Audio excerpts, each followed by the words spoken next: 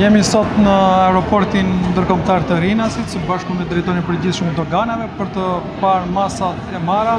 pasi jemi në kulmin dhe në pikun e sezonit turistik. Në aeroportin e Rinasit trajtohen dhe përpunohen në ditë 50.000 pasagjerë, ku fluksin më të madh në ditë të veçanta ka dhe 56.000 pasagjerë që përpunojnë në një ditë. Në të njëjtën për masa janë edhe përpunimi i mallrave, te kargo, te pjesa tjetër e shërbimeve që ofrohen këtu. Përsa i përket fluksit të shtuar që kemi, i gejtet që kemi mbrapa ose kontrolli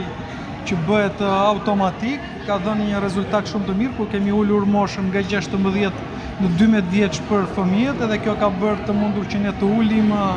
kohën e shërbimit, por njëkohësisht rritet edhe numri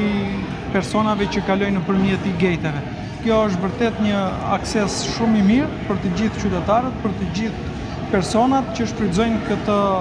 kontroll kalimi. Në bashkëpunim me drejtorinë e përgjithshme të doganave, policia kufitare dhe dogana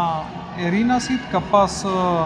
rezultate shumë të mira në drejtim të parandalimit veprave penale, goditjes tyre, kryesisht në drejtim të trafikut të lëndëve narkotike, pasi vërtet kemi pasur raste edhe në sasi të mëdha në lëndëve narkotike që tentojnë trafikojnë nëpërmjet aeroportit të Rinasit.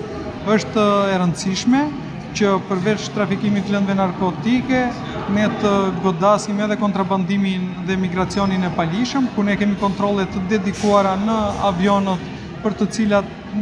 fluturim rezultojnë me risk, dhe kjo gjë bën të mundur që ne të parandalojmë dhe të godasim çdo aktivitet kriminal që ndodh në pikën e kalimit të Rinasit. Është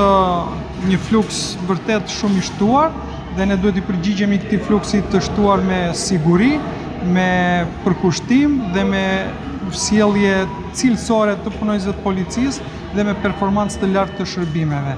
Garantojmë çdo qytetar, çdo turist që viziton vendin tonë, jemi të përkushtuar për të ofruar siguri